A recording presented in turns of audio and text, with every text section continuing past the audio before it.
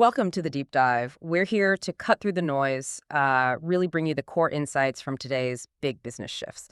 In this economy, it's all driven by digital innovation, and companies are constantly making these strategic moves, trying to stay ahead. Today, we're zeroing in on one of those, a really pivotal acquisition. Our sources, they're calling it a perfectly aligned strategic play, almost like ticking all the boxes. So our focus is our Systems International buying Novigo Solutions, and this isn't, just another press release. It seems like a really meticulously planned move, with pretty big implications for our systems, obviously, but also the wider tech services market.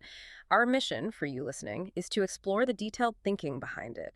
Why is this acquisition seen as such a smart move? What does it signal for our systems? And what are the ripple effects? We've gone through a detailed financial and strategic analysis, and we're going to pull out the most important bits for you. So if you ever wondered how these corporate mergers actually create value or, what capabilities really separate the leaders in tech right now. Well, this deep dive is definitely for you. We're going to peel back the layers, look beyond the headlines, get into the strategic thinking, the financials, and the future potential here.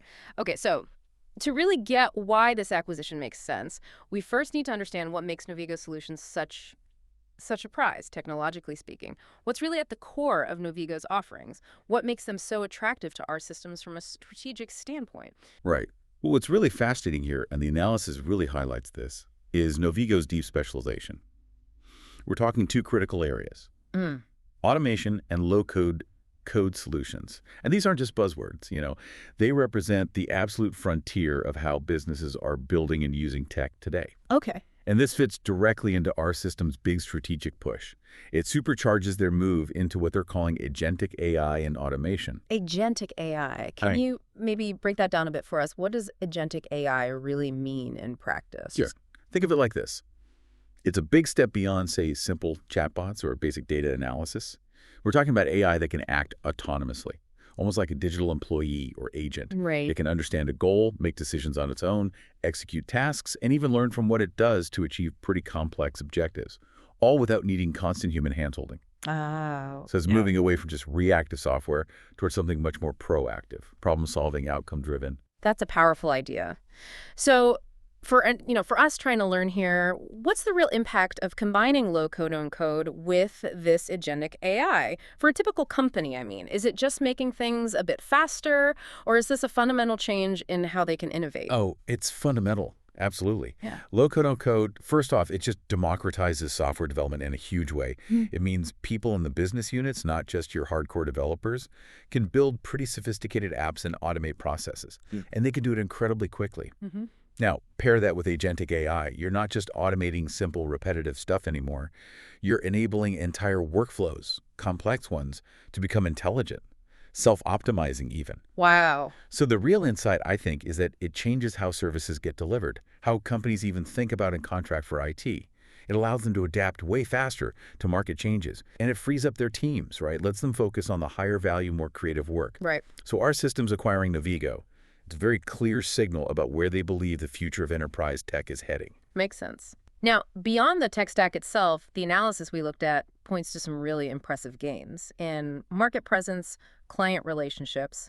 What's the story there specifically, geographically, and the kinds of clients Novigo brings? Yeah, this is another area where Novigo just slots in perfectly for our systems. Strategically, I mean. It gives them a major boost in geographic reach, particularly a strong presence now in the Middle East, the ME region. Okay. And that was basically white space for our systems before, an untapped market. So a whole new growth area opens up. The source material actually notes that Novigo gets a lot of its revenue already from the Middle East and North America. Yeah. So it deepens our system's existing footprint in NAM too. That's obviously crucial. Two key regions then. Exactly. And it's not just about the geography, it's the quality of the client relationships. Novigo brings this roster of, genuine marquee clients, big recognizable names. You mentioned T-Mobile, PwC, FAB, ADCB, Etihad, Ola, Swiggy. That's quite a list. It is. And these aren't just logos to put on a slide, right? They signify deep trust. They provide access to significant new revenue streams, and they instantly lift the profile of our system's entire client portfolio. Yeah, that definitely validates Novigo's capabilities. But the report also mentioned something about client concentration. I think it said 63% of Novigo's revenue comes from just its top 15 clients. That seems, pretty high. So while getting those big names is great, Does that concentration pose a significant risk for our systems? That's a really sharp observation. And yes, it's something you have to look at carefully. High client concentration, like 63% from 15 clients, it does introduce a certain level of short-term risk, no doubt. Right. If one big one leaves. Exactly. Any disruption with a major client could have a noticeable impact financially. But, there's another way to look at it. It's often a testament to how deeply embedded Novigo is within those key accounts. It usually means they're not just a supplier, but a really trusted partner, delivering critical, often bespoke solutions. Ah, okay. So it shows stickiness. Precisely. So the real opportunity for our systems is leveraging that depth. It's not just about the new logos. It's a platform for major cross-selling within these high-value clients. So you could argue it turns what looks like a risk into a potential engine for growth. Obviously, our systems will want to solidify those relationships and probably diversify gradually over time. Makes sense. And speaking of relationships that build strength, we shouldn't forget Novigo's strategic alliances. Their partner ecosystem. They've got a Microsoft Gold partnership and a UiPath Diamond partnership. What does that mean in practical terms? Gold, diamond. Sounds impressive. It really is. These aren't just badges they hang on the wall. They represent the absolute highest levels of certified technical expertise and close collaboration with these huge platform providers. A Microsoft Gold partnership. That means deep, verified skill in Microsoft tech, which is, foundational for so many businesses. And UiPath Diamond. That signals top-tier capability in robotic process automation, RPA, which is obviously key for automation. These partnerships are super valuable because they mean trust, they mean access to the latest tools, maybe even early access sometimes, and just enhanced ability to tackle complex projects using these critical technologies. Okay, so strong tech, new markets, top clients, key partnerships. Now let's get to the bedrock, the numbers. This is where the strategy has to pay off, right? The report uses terms like margin accretive, EPS accretive, hitting all the right notes. Let's unpack that. What does this mean for our system's financial health? Yeah, this is where the deal looks particularly strong, based on the analysis. Novigo's financials are, frankly, quite impressive on their own. They operate at a very healthy 25% EBITDA margin. 25%, wow. Yeah, and they boast an excellent 67% free cash flow to EBITDA ratio. That FCF/EBITDA figure, for you listening, it's a really good sign of efficiency.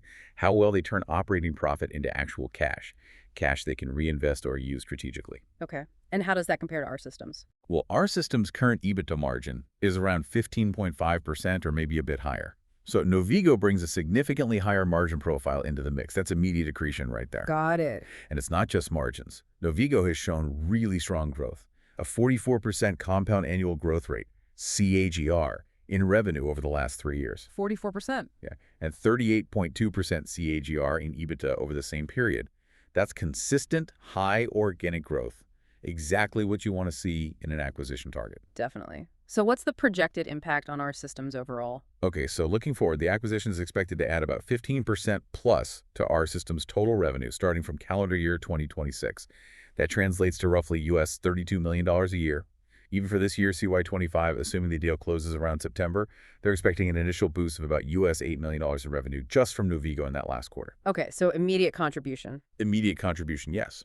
And then looking at the margins for the combined company. The expectation is EBITDA margins improving to over 16%.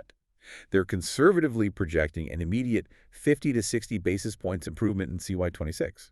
So 0.5% to 0.6% bump right away. That's significant. It is, and it's a direct result of blending in Novigo's higher margin business. Operationally, things look good too. Utilization rates are expected to settle around 81–82% after the acquisition, maybe improve more in the second half of CY26. And a key point for efficiency here is that 91% of Novigo's delivery happens from India. So lower cost base, presumably. Exactly. It means there shouldn't be a major jump in operational costs post-acquisition. Our systems is bringing on 700 employees from Novigo. And crucially, the report notes they're coming in at similar or maybe even higher billing rates, which reinforces the value they bring. So bottom line, the research firm, MNCL, they've revised their forecasts for the consolidated R systems upwards pretty significantly. They're now projecting over CY24 to CY27 a 16.6% CAGR for revenue, 20.2% for EBITDA, and get this, 26.8% CAGR for PAT profit after tax. Wow, nearly 27% pay-T growth compounded. Yeah, those are really strong growth forecasts across the board. These certainly are. Very robust. So for investors keeping an eye on our system stock, what does this do to the target price? How's the market viewing this? So reflecting all this, the firm has bumped up its target price. It's gone upwards to R620. That was from R550 previously. This new valuation is based on hitting 30 times their projected Q2 CY27 earnings per share, the PE ratio. And compared to the current market price around R7440, that suggests potential 38% upside. 38% upside. That's a hefty increase. It is. And that kind of upward revision, that big jump in the target price, it tells you a lot, right? It signals strong market confidence that these synergies, both strategic and financial, are real and achievable. There's clearly a belief this deal will drive significant value for shareholders. That's a compelling narrative, but let's maybe play devil's advocate for a second. We know the broader IT market has seen some demand softness lately. Could that general market sluggishness significantly derail this optimism? I mean, 38% upside sounds great, but are there specific things protecting our systems here? Or is it still quite exposed? That's a really important question to ask, and the report itself doesn't ignore the market context. It acknowledges that demand softness is likely to stick around for another quarter, maybe two. Okay. However, the outlook seems to brighten considerably in the second half of CY25. Discretionary IT spending is expected to pick up then, especially in key sectors like ISV, that's independent software vendors, and also healthcare and telecom. So a potential rebound is on the horizon. That's the anticipation, yeah. For those specific sectors, at least. And our systems seems pretty well positioned to catch that wave. They have the right partnerships already in place. They have what the report calls a strong farming and hunting engine. Farming and hunting. Can you explain that quickly? Sure. Think of farmers as the teams focused on existing clients, cultivating those relationships, finding new opportunities, growing the account from within. Right. Deepening relationships. Exactly.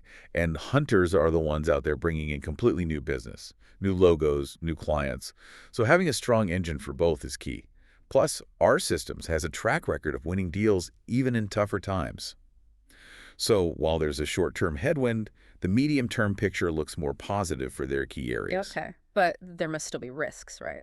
What did the report flag specifically? Oh, absolutely. No deal is risk-free. Yeah. The main risks highlighted were, one, what if they don't secure those expected large deal wins in the second half of CY25? Yeah. That could definitely impact the growth trajectory. And two, what if that recovery in discretionary spending gets delayed, especially in North America and Europe, which are massive markets for IT services? These are more macro factors, things largely outside their direct control, but they could certainly affect performance. Though, again, having Novigo diversifying, it helps mitigate some of that exposure. Got it. And if we zoom out again to the bigger picture, the source material mentions these broader industry trends. Global outsourced engineering services that include software product engineering, embedded stuff, and digital services like AI and data analytics. That whole area is projected to grow somewhere between 12 to 15% over the next year or two, CY24-25. That's healthy growth for the sector overall. It is. And this acquisition, it seems perfectly timed and targeted to tap right into those high-growth segments. Especially with Novigo's focus on automation and agentic AI, it puts our systems right in the sweet spot of where the market is expected to expand. So this deep dive has really laid it out clearly. Why this our systems acquisition of Novigo is seen as such a smart strategic move. Ticking all the right boxes, as they say. We've covered the alignment with future tech like agentic AI, the big step up in market reach and client quality, and, critically, the strong financial boost. Better margins, more cash flow for the combined company. Exactly. It seems to cover all the key bases. And the report's conclusion really sums it up. As these synergies kick in, and assuming the overall IT spending environment improves as expected, our systems should get back to strong growth. We're talking stronger margins, better returns, really robust cash generation.